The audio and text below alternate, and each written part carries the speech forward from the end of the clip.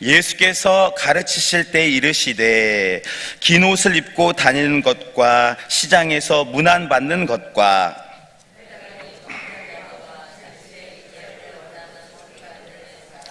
같이요, 그들은 과부의 가산을 삼키며 외식으로 길게 기도하는 자니 그 받는 판결이 더욱 중하리라 하시니라. 아멘.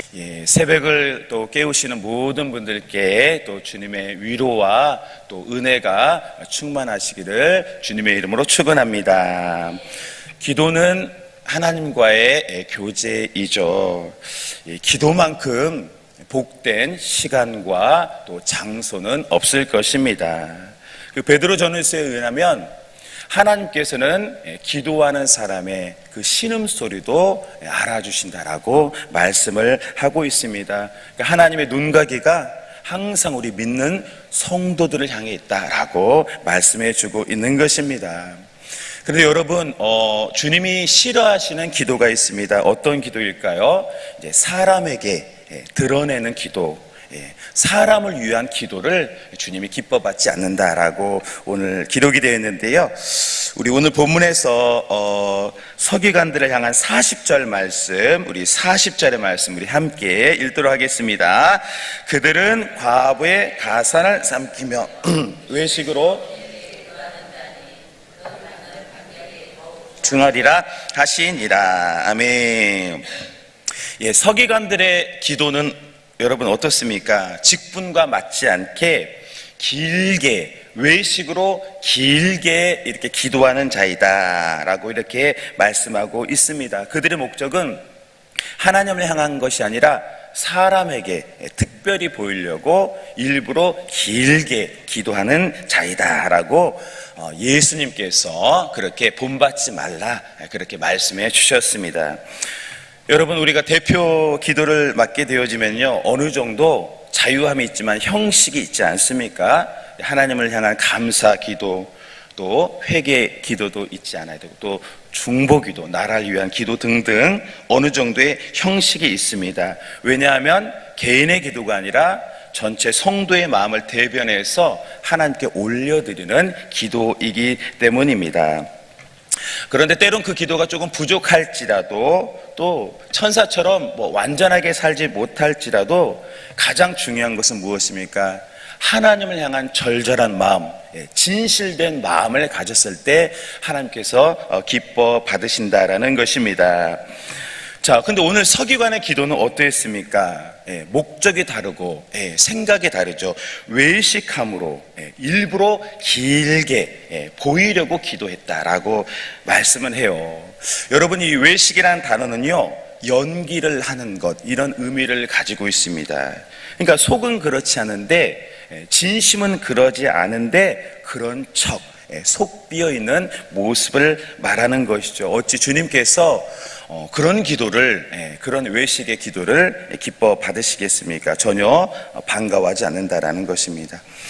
제가 예전에 이제 교회에서 이렇게 기도를 길게 하고 있었는데, 옆에 계시던 한 어르신 할머니께서 같이 이렇게 멀리 떨어져서 기도를 하고 계셨습니다. 근데 그 어르신 권사님이 기도 중에 은퇴 권사님이셨는데, 찬송을 이렇게 이제 막 부르셨는데, 200장을 불러도 곡조가 똑같고 300장을 불러도 곡이 똑같고, 이상하다, 가사는 분명히 바뀌었는데 나의 영원하신 기업을 불러도 똑같고 나의 갈 길을 다가를 불러도 음이 똑같은 거예요. 그래서 이상하다, 권사님 왜 그럴까 한번 이렇게 여쭤봤더니, 나는 곡조는 모른다고, 아주 오래된 일인데 나는 곡은 모른다고, 그래도 하나님께서 내 기도, 내 찬송 받아주실 거야 라고 말하는데, 제가 봐도 그래, 맞아, 너무 아름답고 귀하다, 그래, 하나님께서 받으실 거야 라는 생각을 했습니다. 여러분 어떻습니까? 우리 인격적인 하나님께서 너 찬송가 200장 틀렸으니까 뭐라고 하시겠습니까? 그 마음 보고 기뻐 받으신 줄 믿습니다. 사무엘상의 한나가 성전에 와서 거룩한 또 제단을 바라보며 기도를 했습니다. 근데 그 기도의 자세가 어땠습니까? 흐트러지고 아마 쓰러져서 입술만 까딱까딱 하고 있었습니다. 누가 봐도 제사장이 볼 적에도 저거는 제대로 된 모습이 아니야, 술 취한 모습이야 라고 착각할 정도로 한나는 그렇게 쓰러져서 기도하고 있었습니다. 그런데 여러분, 평소 한나는 어떻게 했습니까? 매년 남편과 함께 제사를 드렸다. 매년 빠지지 않고 헌물을 드리고 번제를 드렸다라고 기록을 하고 있습니다. 그런데 왜 한나가 그날 쓰러져서 입술만 까딱까딱 기도했습니까? 그 미운 분인나가 아들 없다고 격동을 시키고 격분을 시켰기 때문에 한나가 슬퍼서요, 그 성전을 바라보고 똑바로 앉아 기도하지 못하고 쓰러져서 입술만 중얼중얼 까딱까딱 하고 있었던 것입니다. 이 모습을 본 엘리 제사장은요, 처음엔 오해했지만 이야기를 해보고 사연을 알고 나서 무엇을 했습니까? 하나님께서 너의 기도를 들어주시길 원한다라고 축복을 해 주었습니다. 그래서 한나는 귀한 사무엘을 얻게 되고 또 여러 자녀들을 얻게 되었다라는 것입니다. 그렇습니다. 기도의 형식도 중요하고 내용도 중요합니다. 시간도 중요합니다. 그러나 중요한 것은 우리의 기도가 우리를 구원하신 예수님을 향해서 내가 완전하지 못할지라도, 때로는 이렇게 결격 또 부족한 모습이 있을지라도 그 모습 그대로 주님 앞에 나아가면 주님은 긍휼히 여겨주시고 돌아봐 주실 줄로 믿습니다. 엘리야가 어떻습니까? 사와는 구름이 없다 6번이고 말했지만 포기하지 않고 무릎을 꿇고 하나님을 향해 기도했습니다. 그래서 3년여 만에 큰 비를 경험하게 되었습니다. 우리도 때로는 마음이 상하고 또 부족한 모습이 있고 완전하지 못할지라도 나를 위해 십자가 지신 예수님께로 나아감으로 말미암아 주님과 함께 왕노릇하고 기적을 경험하는 우리가 되기를 소망합니다. 오늘 서기관들의 기도는요, 사람을 의식하는 기도였습니다. 그들의 마음엔요, 경외심도 없고 감사도 없었습니다. 오히려 자신을 바라보주는 사람들에게 칭찬을 받으려고 길게 기도하는 모습이었습니다. 우리 예수님의 말씀, 오늘 본문의 38절, 39절 우리 같이 함께 읽겠습니다. 시작. 예수께서 가르치실 때 이르시되 긴 옷을 입고 다니는 것과 시장에서 문안받는 것과 회당의 높은 자리와 잔치의 윗자리를 원하는 서기관들을 삼가라. 서기관은 그 당시에 누구나 인정해주고 존중해주는 사람들이었습니다. 왜냐하면 율법으로 오랜 기간 훈련받고 또 아무나 할 수 없는 일을 했기 때문에 자동적으로 존중을 해 주었습니다. 그런데 이 서기관들의 마음은 어떠했습니까? 마음도 높아져서 이제는 어디를 가도 일부러 옷을 길게 입고 기도도 길게 하고 어떻게든 존중받으려는 외식하는 높은 마음을 품었다라는 것입니다. 그래서 주님께서 그들을 삼가라, 너희는 닮지 말라라고 말씀을 하신 것입니다. 저는 최근에 이제 예배 인도를 하게 되는데 한 권사님이 기도 인도를 맡게 되셨습니다. 근데 그 권사님이 무릎이 너무 아프셔서 이제 강대상에 오셔서 먼저 무릎 꿇고 기도를 하지 못하겠는데 어떡할까요? 라고 저한테 물어보시더라고요. 그래서 아유 권사님, 무릎 아프시면 당연히 편안하게 앉아서 기도하셔도 됩니다. 일부러 무릎 안 꿇어도 됩니다. 라고 제가 이렇게 말씀을 드렸어요. 그래서 이제 그렇게 이제 예배 시간에 올라왔는데 그 권사님께서 바로 앉으실 줄 알았는데 이렇게 서서 고개를 숙이고 기도하신 이후에 편안하게 앉아서 기도하시는 모습을 보면서 제가 참 귀하다, 참 감사하다라는 그런 마음을 받았습니다. 우리가 높임을 받을 때, 우리가 존중을 받을 때, 우리가 칭찬받을 때 내가 잘나서 내가 했습니다 하면 어찌 하나님께서 그 다음이 있겠습니까? 오히려 높임 받을 때, 형통할 때 은혜를 또 계수해보고 또 주님 앞에 감사해보고 그러할 때 하나님께서 언제나 우리에게 또 더 좋은 것을 주지 않겠습니까? 저와 여러분들은 항상 받은 은혜를 또 기억하고요, 또 주실 은혜도 기대하면서 주님 앞에 개인적인 또 감사와 찬송을 드리는 우리 모두 되었으면 좋겠습니다. 조영기 목사님이요, 항상 해외에 이렇게 선교를 가시고 예배 드리러 가면요, 항상 성령님 저와 함께 해주세요. 강대상에 올라갈 때도요, 성령님 먼저 가시죠. 저와 함께 해주세요. 항상 높임을 받아도 그렇게 성령님과 동행하려고 애썼다라는 고백을 들었습니다. 우리 모두도 항상 그렇게 우리를 은밀히 도와주시는 주님, 또 변함없이 우리에게 십자가의 복음을 전해주시는 그 주님을 바라보고 감사하고 주님을 높이는 우리 모두 되었으면 좋겠습니다.